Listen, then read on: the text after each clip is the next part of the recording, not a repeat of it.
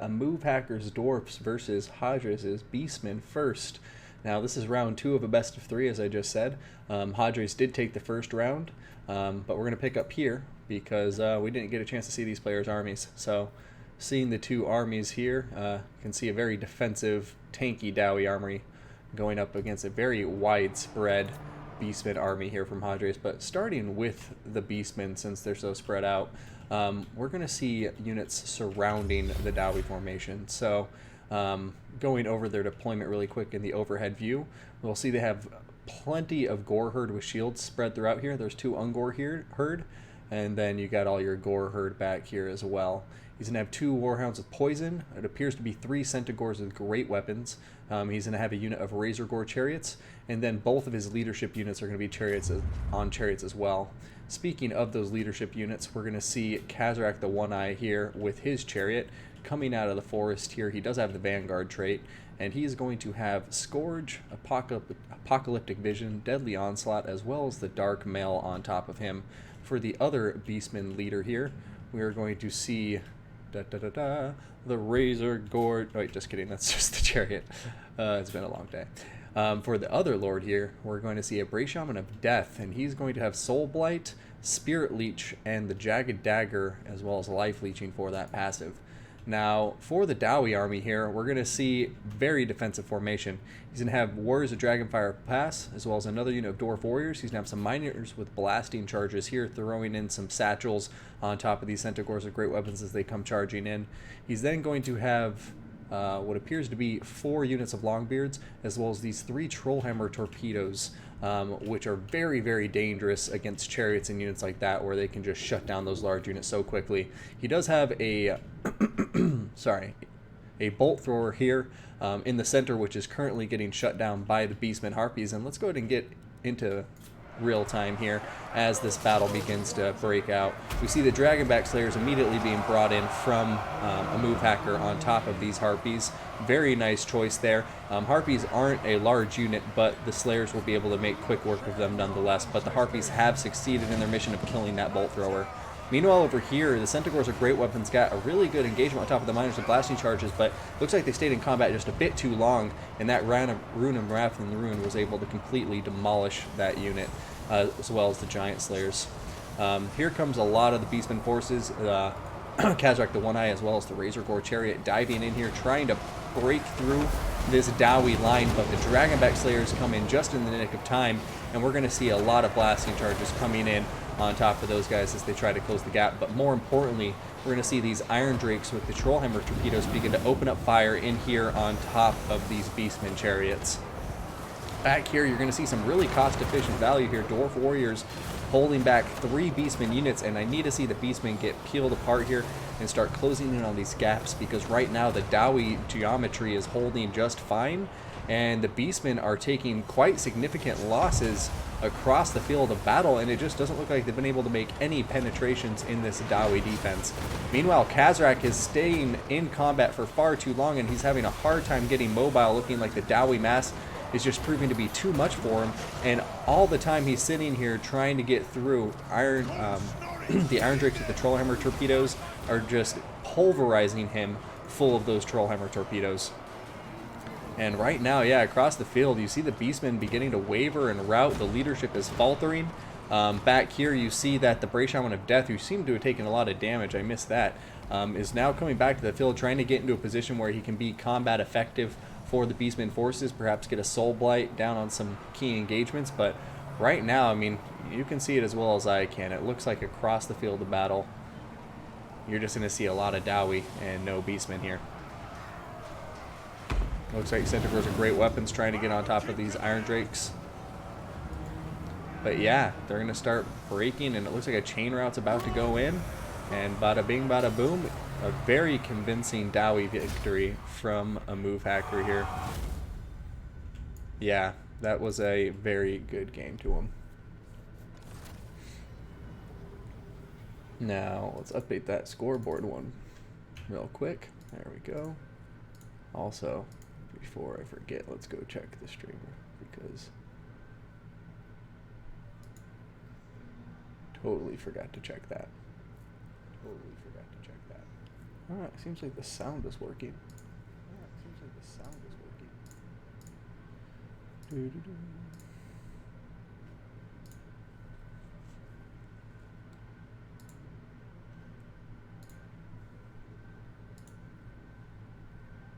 Hey, Duanor, good to see you, buddy. How are you doing today?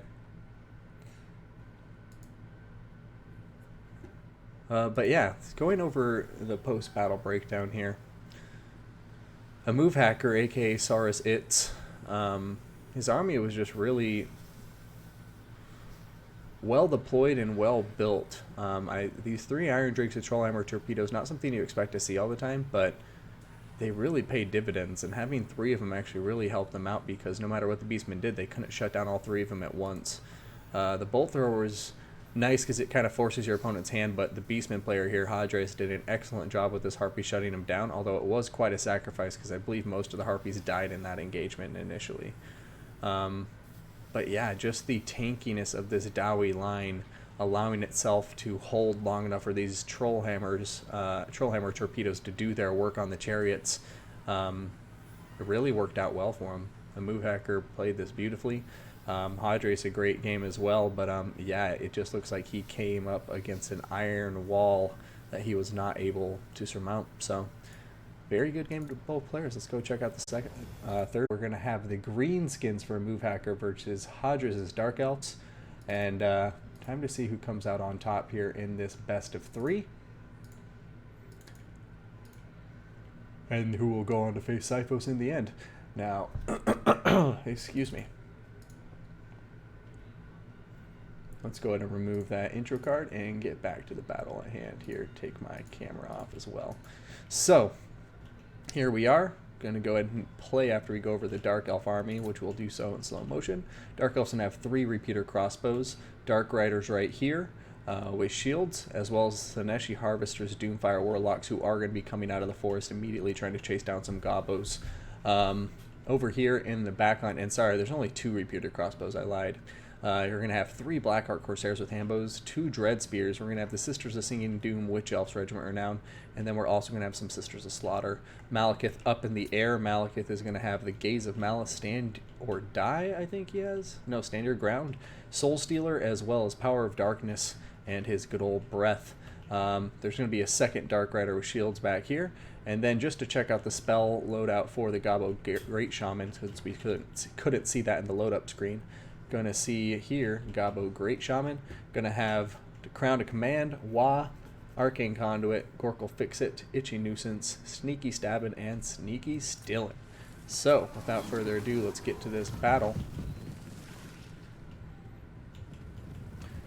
So, going back to the initial skirmish here, the Doomfire Warlocks coming out looking like they're trying to chase down some of these Wolf Rider archers, but thinking better of it because seeing the number of skirmishes here, it's kind of pointless to chase down a 300 gold unit.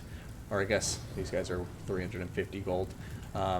Just to take a bunch of arrows to the face on a very, very important unit. Granted, they do have 40% physical resistance, but still, just not worth taking the early damage there. Over here, Malekith going to trigger some easy terror on top of these Gobbo Wolf Riders, but thankfully for them, they are pretty far out of his reach, and they are very, very fast, so they're going to be able to escape unscathed. Kolo, good to see you, man. How are you doing this fine day? But yeah. Wolf Riders continuing to come out and skirmish quite well against the Dark Elf forces right now. Malekith and the Dark Elf forces led by Hadres are playing a very patient game. Always like to see that. You know, he's not sending units up piecemeal or anything like that. He's still keeping his formation rather strong, sending out his skirmishing units first. And there we go, a big volley from the repeater crossbows there on top of the Goblin Wolf Riders. But I have to say, when you think about what these guys are suited for with their armor-piercing missiles, it seems like a waste of money to expand ammunition on Goblin Wolf Rider archers, but I understand you got to do what you got to do in these situations. Right here, the Blackheart Corsairs with Hambos are going to start doing some early skirmishing against these Forest Goblin Spider Riders, as Malekith continues to go out and seems to be drawing a lot of fire to himself, perhaps to draw out the ammunition of the Greenskins, because he is the one unit in this Dark Elf army, and actually I lied, there's 2 units that can do it, but he's one of the 2 units that can heal in this Dark Elf army because he has access to Soul Stealer. Soul Stealer also accessible with the Slaaneshi Harvesters.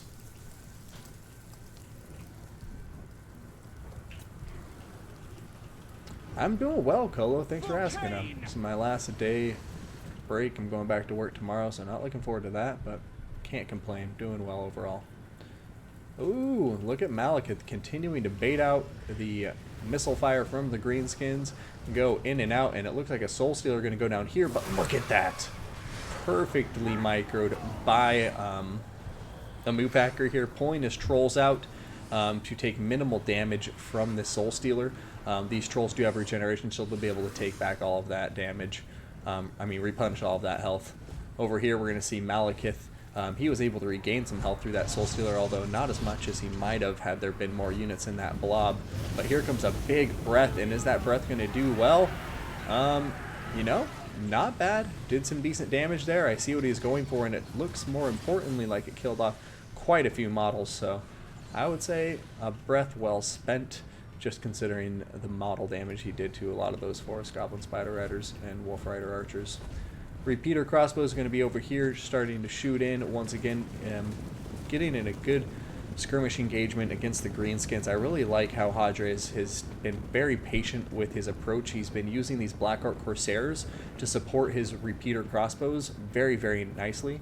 And basically, you know, combining those 2 units is the only way he's doing so well in this skirmish engagement against the Greenskins, because I think Repeater Crossbows against all these Greenskin skirmishers, it's like no chance in hell they're going to be able to win that. But the heavy armor from these Blackheart Corsairs to help support in those skirmishing engagements is really, really paying dividends. Right now, you do see the balance of power shifting slightly in favor of the Dark Elves, but still anybody's game at this point. Over here, it looks like Malekith is going to finally get that Soul Stealer he had been hunting for. He's going to get on top of 3 units, and one of them being the Durkit Squigs, Night Goblin Squig Hoppers, and that's a really big deal because these guys are quite valuable for the Greenskins. And now Malekith is back up to full health almost, and the Dark Elves are looking like they're in a pretty strong position, but the Greenskins still have a ton of healthy units on the field, and not to mention 3 of these Orc Boar Boy Biggins who haven't even been touched yet. Malekith's going to pull out of there, figuring there's too much missile fire coming in. And now let's go check in on the Greenskin left flank, the Dark Elf right. And the Slaaneshi Harvesters doing what they do best, just stay in combat for a very, very long time and somehow hold on. And look at that. There goes another Soul Stealer, this time from the Slaaneshi Harvesters. And they're going to be regaining a lot of health from that and dishing out a ton of damage to the Greenskin forces over here. Going to see a Waaagh get popped for the Greenskins, and now the Trolls, Orc Boar Boy Biggins, everybody is coming out to fight. And, you know, this is a pretty close match so far. Could be anybody's game over here. Dark Rider's Shields getting chased off by those Greenskin forces. Over here, Malekith getting in combat right now with some Orc Boar Boy Biggins, as well as some Wolf Rider Archers, and it looks like even the Goblin Great Shaman is coming over here to try to get a piece of Malekith. And is Malekith going to be able to get out of here? I don't know. The Goblin Great Shaman has crazy good speed, so he won't be able to outrun the Greenskin forces. However, if he turns around and gets a good hit on the Goblin Great Shaman, then he could very easily switch this battle back in the Dark Elf favor rather convincingly. Over here, it looks like the Dark Elves are starting to make some good progress into the Greenskin lines with the Sisters of Slaughter, Slaaneshi Harvesters, and the Dread Spears, but the Broken Tusk Boar Mob just dived into these Sisters of Slaughter and dished out a ton of damage. Over here, though, the Lords are continuing to fight, and there goes a Terror Route on top of the Goblin Great Shaman. Fortunately for him, he's going to be much faster than Malekith, a speed of 92, whereas Malekith is actually, okay, I lied, he's at 90. And then, oh yes, a concession of defeat from the Greenskins. I guess he was figuring that the Goblin Great Shaman wouldn't be able to outrun Malekith, which is fair. He has 92 speed, Malekith has 90 speed, so it's a chance he probably wouldn't have been able to outrun him. But I do feel that was a premature concession. I think a Move Hacker definitely had a chance there with his Greenskin army. He still had really healthy Boar Boys on the field, and yeah, I just think the numbers were in his favor. Granted, Malekith is a tough, you know, nut to crack especially in the late game when you can just do Soul Stealers on top of Greenskin blobs, but I don't know. Premature in my opinion, but a great game nonetheless to both players. And going back over here to the scoreboard, we're going to see Hadres taking that in a 2-1 fashion. Looking at the armies here, we're going to see Hadres and the Greenskins, Wurzag here. He's got Effigy to Get Back here, Foot of Gork, Fist of Gork, Gaze of Mork. He's got 4 Night Goblins. He's going to have 3 Forest Goblin Spider Riders, 3 Squigs, 2 Trolls, 1 Goblin Wolf Chariot, 2 Orc Boar Boy Biggins, the Durkit Squigs, 1 Goblin Wolf Rider, and for Siphos, a very skirmishy force, which we'll go over in just a second. But Hadres, I like this army a lot. It has pretty much all of my favorite Greenskin units in it, so kudos to that. But before we get into it, let's take a look at the High Elf forces. So we're going to see over here, oh my goodness gracious, Reed. I haven't even updated the scoreboard, or the faction banners. My apologies, chat, my apologies. So we have the High Elves versus the Greenskins. And I think we actually have a Wurzag banner, so let's pull that one up. Cool. My apologies. Let's get back to it. You replaced me with Talinal for the playoffs? Yes, I did, a move hacker.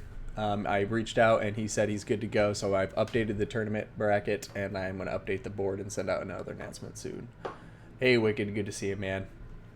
You, those elves. But in any case, let's get back to the battle at hand. What do you say, guys? Should be good to go. Bada bing. So here we are. Siphos' Nagaryth versus Hadres in his Greenskins. Round 1 of the Flash tournament from last week, which was crippled by horrible internet issues. Now, that is off. Taking a look at this High Elf army, we're going to see Silver Helms here. 2 Illyrian Reavers over here make that 3 Illyrian Reavers. Aside from that, we're going to see a Flamespire Phoenix, a Lore Master of Hoeth, as well as a Lithanar. He's going to have 2 Shadow Warriors, and then he's going to have 2 Shadow Walkers. So a very strong skirmish contingent with these guys who are quite capable in melee combat as well. Now going back to the heroes here, we're going to see the Lore Master of Hoeth with Earthblood, as well as Spirit Leech. Obviously on foot, because he's a sword master after all. And then we're going to see a Lithanar also on foot, and he is going to have the Moonbow, and that is it. So let's go ahead and hit play here. And seeing the deployment, one of the reasons I love this map is, you know, we're going to see that the deployment zone for the High Elves was actually over here, but they vanguarded completely over on the opposite side of the map, and the Greenskins just had to completely turn their army to account for it.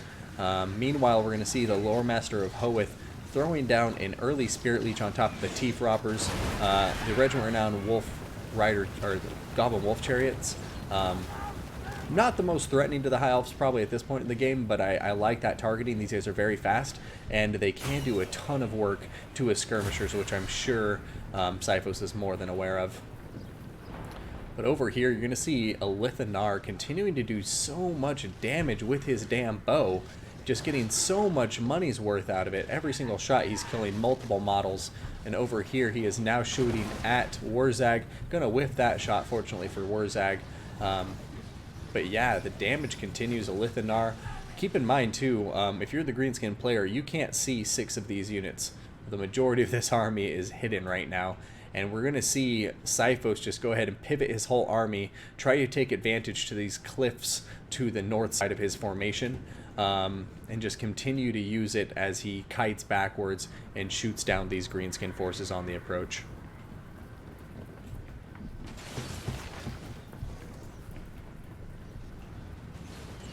Here comes the Flamespire Phoenix. She going to be dropping cheeky bombs, or what's she doing? Just flying overhead, it would seem. But yeah, the High Elves just continuing to pull backwards. They have their cavalry in reserve for anything that gets through. Case in point, some Forest Goblin Spider Riders got through. The Illyrian Reavers dive in on top of them, shut them down. Beautiful play. And now they're going to be pulling back, trying to avoid that incoming charge from the Trolls. And it looks like for the most part, they will be able to get away. We are then going to see the Lore Master of Hoeth and the Flamespire Phoenix all diving into combat here. trying to pin down as many greenskin forces in place. FD the Git going down on top of the Flamespire Phoenix, pinning it in place, but as these things try to kill it, oh my goodness, yeah. As these greenskins try to kill this Flamespire Phoenix, it's getting healed up, and they're just creating a massive blob for these High Elf forces to start shooting in on. But fortunately for the greenskins, so far the High Elves don't seem to have taken advantage of the scenario yet, as they are too focused on shooting these units, which are much more close to their archers, much more high priority.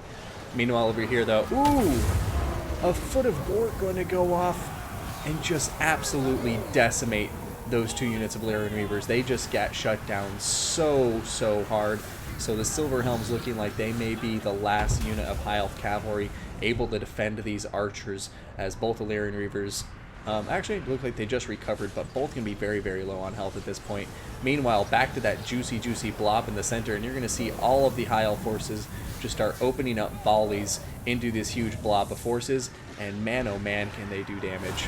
Over here, another Overcast, or just a regular old Earthblood going to go down, and the Flamespire Phoenix is taking a ton of damage. Wurzag is even down on top of him, and Wurzag seems to be doing quite well against the Flamespire Phoenix, all things considered.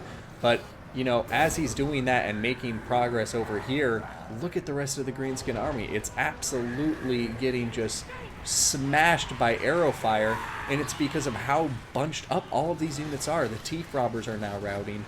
A lot of the Greenskin mobility is now routing, and the High Elf forces are just surgically dissecting this army piece by piece, and have to give credit to Sifos here. I think he's been playing a beautiful game. You know, the Greenskins doing their best to get some good engagements down, but I think the completely offset Vanguard deployment and just the overwhelming firepower really caught the Greenskins off guard, and especially considering a lot of these units have the stock trait, so they can't be seen until you're up close. I'm sure the Greenskins just didn't have a very good idea of what they were walking into as they came down the pass into this little choke point, because, yeah, once they got in there, that missile firepower was just overwhelming, and the Greenskins really needed to spread out and start encompassing the High Elf lines with their superior numbers, but instead they seem to have gotten caught up in bunch fights, which I can't fault them for, but it seems that the High Elf was baiting him in combat with the Flamespire Phoenix and the Lore Master of Hoeth, and as a result of those huge blobs that formed, the High Elves were really able to punish the Greenskins. Over here, Wurzag the Great Green Prophet is in combat, doing his darndest to take out these pesky Shadow Walkers. Rip some spleen ripper. But alas, Wurzag is now in combat with a Sword Master of Hoeth. Sword Master of Hoeth going to be dishing out some mean damage on top of him. And yeah, I don't know. Balance of power is starting to even up, though, as you see more Greenskin forces regrouping on the peripheries of the battlefield. We'll see if they come through here, but a big bomb from the Flamespire Phoenix doing quite a lot of damage. And now the Flamespire Phoenix and the Lore Master of Hoeth are both on top of Wurzag. He has popped to get back here to shore up his leadership, but at this point it's looking pretty rough. However, a lot of Night Goblins diving in here to pin these other units in place to allow Wurzag the chance to escape. But a Spirit Leech did go down on top of him from that Lore Master of Hoeth, and with that, I think we're going to see a GG between these two players.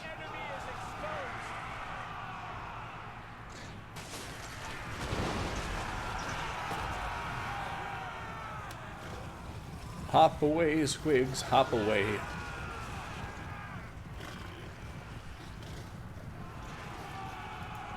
So yeah, it just looks like the Greenskins are going to shatter from here, but you know, before they do, I hope some of these Squigs get a nice bite to eat.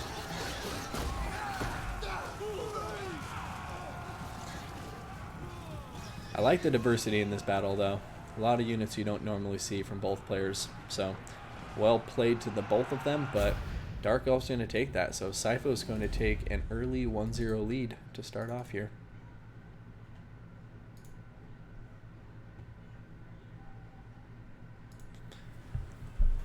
Yeah, that was the second time we saw Sifos in the tournament bring the 4 Shadow Walkers, 2 Shadow Warriors combo. And he executed it very well.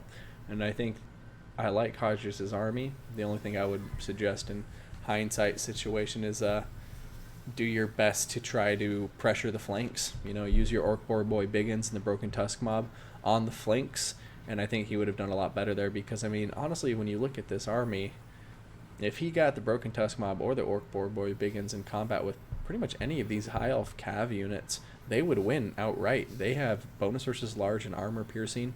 The High Elf Cav does not, so I really think he needed to use the Squig Herd, the Broken Tusk Mob, and the Tief Robbers to pressure those sides much more aggressively, and then used the Wolf Rider Archers, Force Goblins, Spider Riders, and the Night Goblins maybe to pressure the center along with Warzag, just because they're a bit cheaper, and you know, also faster, so more capable at dodging the missile fire coming from Sifos' Shadow Warriors and Walkers. But once again, easier said than done. I'm sitting here in a chair telling them what to do, but like, that was a great battle to both players, and I think Sifos' army, rightly so, catches people off guard. It's pretty atypical. So Sifos' Norska Chieftain, going to have that Shaman Sorcerer of Death, 5 Marauders, 3 Marauder Berserkers, 4 Skin Wolves, Norscan Ice Wolves, and 3 Marauder Horsemen. And then Hadre's going to have 4 Skaven Slave Spears, 4 Clan Rat Spears, Clan Vulcan Tail Slashers, Plague Monks, Natty Boo Boo Sharpshooters, 4 Rat Ogres, 2 Warp Lightning Cannons, 1 being Ikit Zazap, a Warlock Engineer, and Skrolk. Lord Skrolk. So, going to load in and see what they brought in these armies for spells. But also, let's go ahead and pause that really quick as I update the faction banners.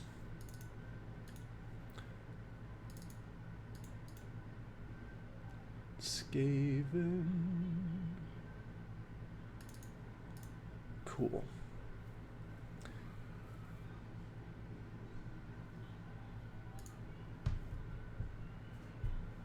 Alrighty. So, excuse me, guys. I'm a very sleepy person right now. Norska.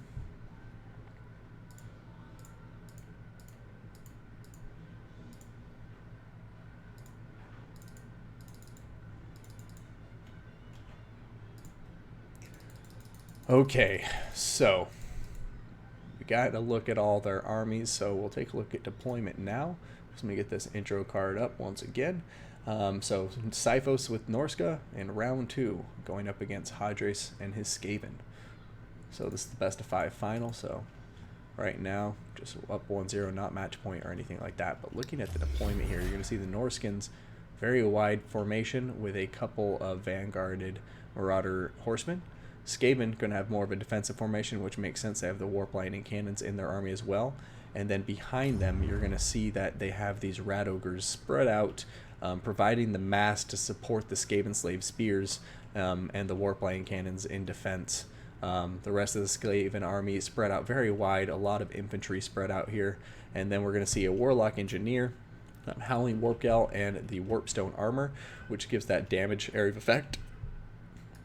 And then we have Lord Skrolk, Librobonicus, Rod of Corruption, Standard Ground, Vermintide, Blessed with Filth, the whole 9 yards. For the Norskins, on top of their Deathcaster, let's take a look at what they have.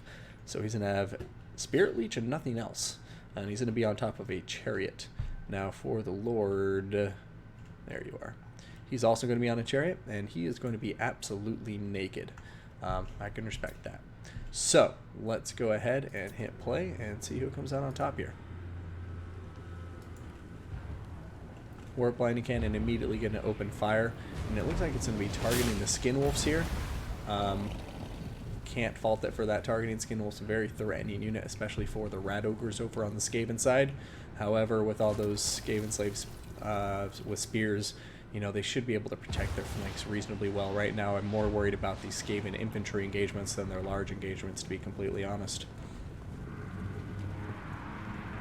Going to see some Clan Rats dive out there well in advance, the summon unit diving in, slowing down these Marauders quite nicely. And that's a very important aspect of the Skaven strategy, is tar pitting units before they can get close. And there we go. The Warp Lightning Cannon and Ikit Zazap both firing in on top of the Shaman Sorcerer of Death, doing quite a lot of damage. Natty Boo Boo Sharpshooters continuing to fire into these Skin Wolves, and they are doing quite a lot of work as well. So far, the Skaven really holding their defensive position quite well. Skaven Slave or Clanrat's spears with shields are coming out of formation. Oh no, don't get out of formation like that, buds. But it looks like okay. I'm getting too caught up there. Continuing over here on the left flank, we're going to see the Skaven successfully repel the Skinwolf's advance, and now they're taking it to these Marauders.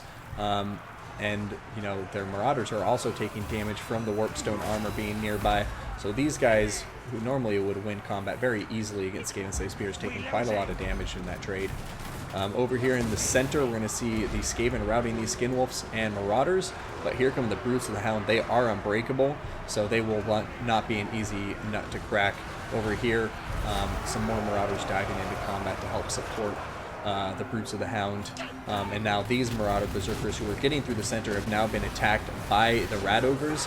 Rat Ogres diving in on top of them, doing quite well in combat. Warp Lightning Cannons continuing to fire, and look at that Norskin Shaman Sorcerer of Death. He is absolutely crushed right now. All of that damage coming in from the Warp Lightning Cannons was just, he was unable to cope with it. And will this last one connect? Oh, he's may live to fight another day. Coming back over to this side of the battlefield, though, we're going to see the Norskins getting a really big break here, it would seem, shutting down the Ikit's Zap, and now they're getting rear charges on top of these Rat Ogres in the center with Lord Skrolk. And yeah, these Skaven units are beginning to waver, so in spite of the loss of the caster on Norska's end, they seem to be doing just fine at this point, as they got a huge break on the Skaven right flank and now the center as they've enveloped it. So yeah, right now things are looking pretty rough. We're going to see a Clanrat summon coming in here, trying to help save the Skaven forces, but yeah, looking around right now, it just looks like the Norskins were able to get their hand in the cookie jar, and now the Skaven are just having a hard time getting them back out. Lord Skrolk's still very healthy, but he's about to be surrounded by enemies in a very short manner. And yeah, with that, I mean, I just don't see how the Skaven are going to pull this off, but initial engagements were looking incredibly promising for the Skaven across the board. And yeah, Norska just showing you how dead they are. Once they get that momentum, as soon as they get that break and can get that rear charge, boom, they can get right back into a battle just that quickly.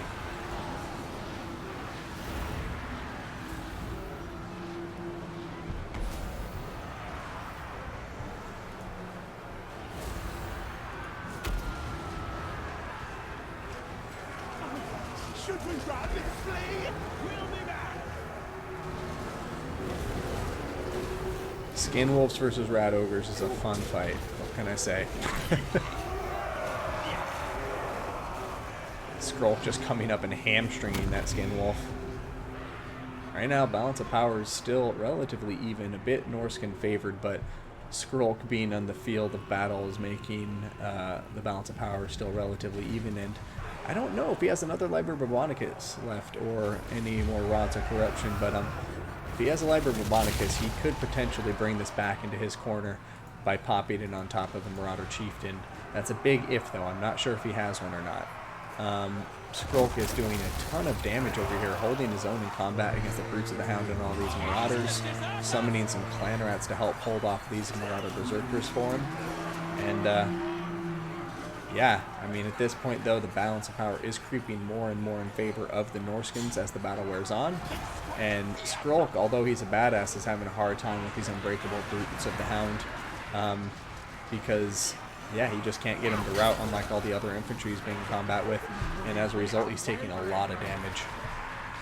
It would appear he does not have a Liber Barbonicus, though. Because as of now, I do not see it on top of the Marauder Chieftain, but here comes the surround, rear charges, and it looks like the Norskins are going to take this second battle in a very close victory. I think the Skaven did a great job there, especially in the early mid-game.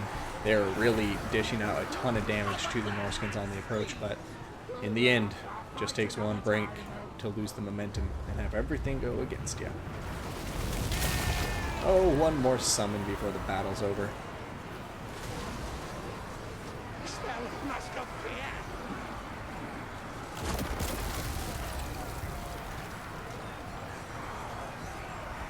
to save my own back!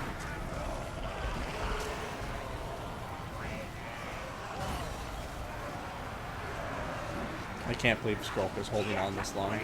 Power to you, man.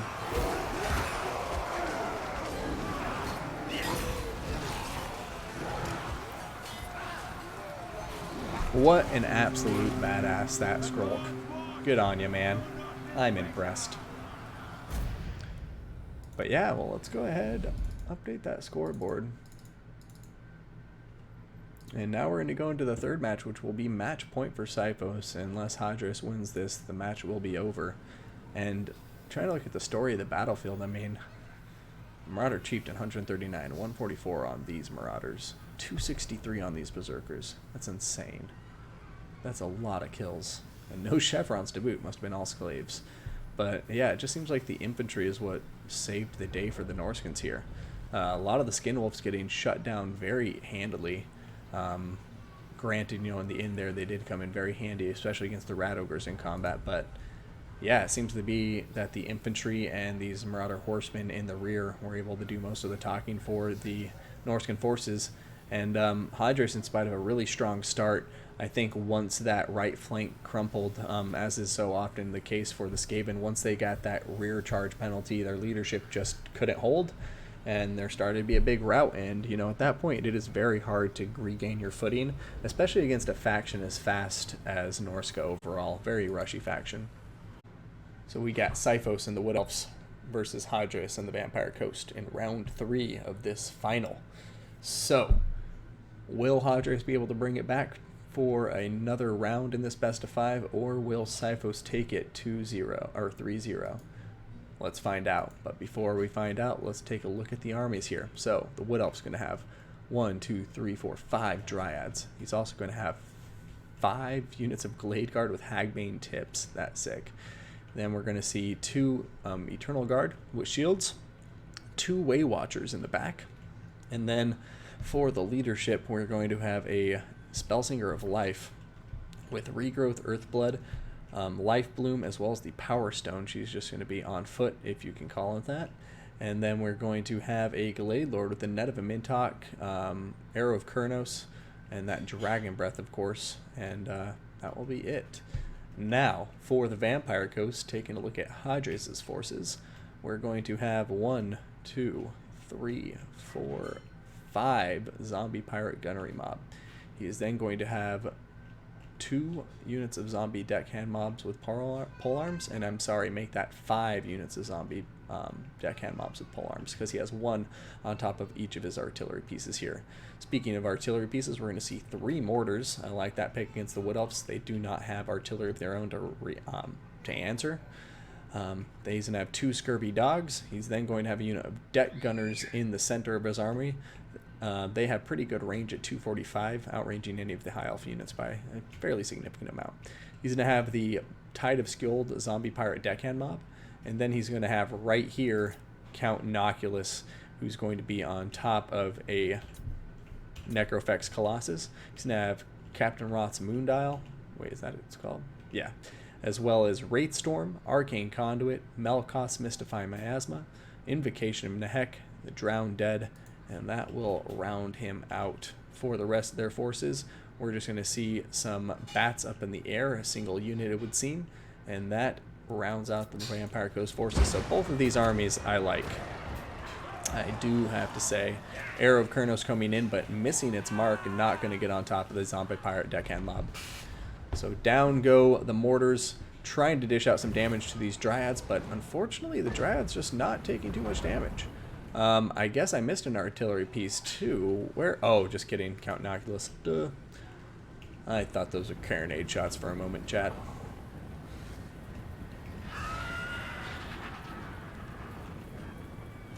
Alright, the deck gunners look like they're going to start opening fire too. The Wood Elf forces remaining disciplined, approaching in a very disciplined formation. I like that you can see these lines are completely dressed. And he's going to make sure his units do not go in piecemeal. And right now, the Vampire Coast has to be sweating, because all I know is these mortars have not dished out enough damage to pay for themselves. Now that they're targeting the Glade Guard, they should be able to get some more damage done. These disciplined formations really help out with splash damage, whereas the Dryads have a more loose formation that doesn't make them the ideal target. But man, those Glade Guard are just doing so much damage. Every single one of their volleys comes close to like removing half the health of these zombies, and it's just looking pretty rough because now the Dryads are getting in combat too. Dryads will make quick work of a lot of these guys. Lamprey's Revenge, the Rotting Leviathan Regiment Renown, has just gotten melted by the Way Watchers, and now it looks like the rest of this, oh man, this Vampire Coast army is having a very difficult time against what the the Wood Elves have brought against them. These Dryads getting taken out right now. It looks like the Regiment Renown Tide of Skjold is going to be able to hold their own long enough for these guys to get worn away. And now we're going to see Count Noctilus over here, continuing to try to deal with these archers with artillery fire and with summons, but he needs to be careful. I mean, now that the Lamprey's Revenge has been dealt with, the Deck Gunners have been dealt with, the natural target that the Wood Elves are going to be going for next is Noctilus himself, and as soon as those Way Watchers are in range, they can melt him absolutely in a crazy quick amount of time. But that was a beautiful shot from Noctilus there, getting a very nice side shot on top of these Wood Elf forces. But here comes another shot. Will it do as much damage? Oh no, he switched up the target. Going to continue trying to deal with these Glade Guard, dealing a lot of damage, but you come over here and you still see a lot of healthy archers with quite a lot of ammunition, and the balance of power is still fairly even between these two players, but I'm really, really worried for the Vampire Coast players' chances at this point in the game, just because you have a Glade Lord who's still very, very healthy, you have two Way Watchers that are very healthy, and then you have still a very significant amount of Glade Guards scattered throughout the battlefield, and you know, your infantry has pretty much all been neutralized by the Wood Elf infantry already. So right now it just looks like the Wood Elves are in a very dominant position, and yeah, I don't see the Vampire Coast pulling back out of this. Sypho's playing some beautiful games here, and also Tahadra some excellent games as well, but in each of them just coming up a bit short here. But right now, let's see what the Vampire Coast can do. He still has quite a lot of summons left. Looks like he has the Spellsinger of Life pinned in place, so maybe he can kill her off? I don't know. Hey, Apache, good to see you. Atay, good to see you too. Sorry I got distracted by the battle, guys. But yeah, so great games to both players, but at this point, you know, looking across the battlefield, I just don't see anything the Vampire Coast can do to bring this battle back in their favor. Count Noctilus is tough, but he isn't invincible. Unless he's on foot, of course.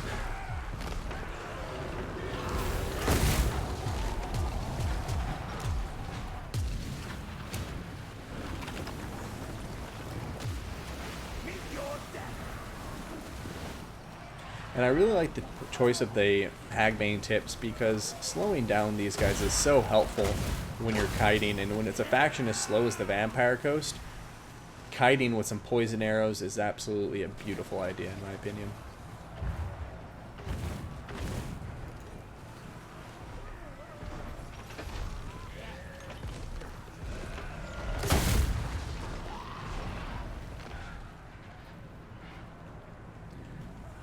Oh man, it's like getting frostbite onto a Dowie. Exactly.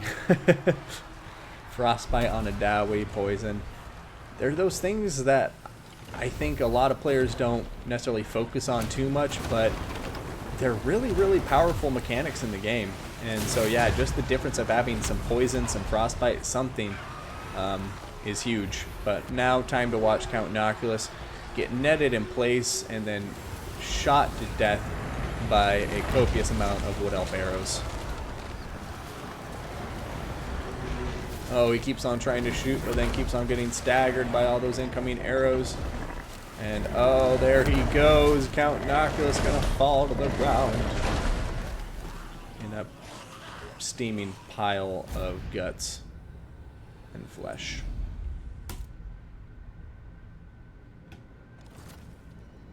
But a great, great game to both players there.